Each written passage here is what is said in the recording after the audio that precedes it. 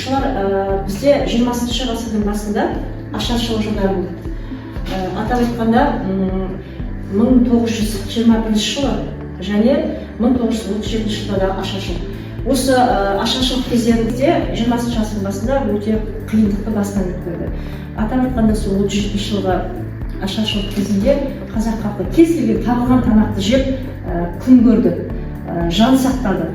Сол кезде биздин Казакстан жеринде өсөтүн мына шөлдей аймактарда, осы батыстын Жем-Сагыздын бойунда, сонымен катар мына осы жазык далалы Маңғыстау өңүрүндө өсөтүн бир кумаршык деген өсүмдүк болгон.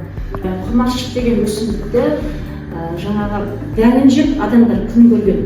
Ашаршылык жылдары біз сияқты балаларға екі есе қиын болған екен. Бұл қасіретті көрген балалардың тағдыры мен өзімнің өмірімді салыстырсам, дастарханда нанның неше түрі бар.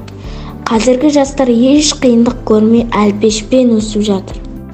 Қазіргі қоғамда жастар ақылсыздау, біреудің еңбегін пайдаланғанды, жаны қиналмай өмір сүргенді жақсы көреді. Керек десеңіз, ата-ана бәрін дайындап беру керек деген түсінік қалыптасқан. Мұндай мейірімсіздік тамақтың тоқтығынан, уайымның жоқтығынан деп ойлаймын. Ата-бабамыздың басындағы бұл тағдыр бізде болмағандықтан, қасіретті түсінбегендіктен ысырапшылдыққа жол беріп жатырмыз. Нан қазір аяқ асты болып, кез келген жерде қоқыстарда үйіліп жатырғандығын көзіміз көрді. Қаладағы өзіміздің ауыл аймақтағы қоқыс жәшіктердің қасында шашылып, кейбірі бұзылмай бүтін жатқан қалыптағы нандарды жиі көруге болады. Жалпы ысырапшылдықтың жолын кесу оңай емес, дегенмен осы тұста халқымыздың ғасырлық тәжірибесі мен қағидаларын зерделеу қажет.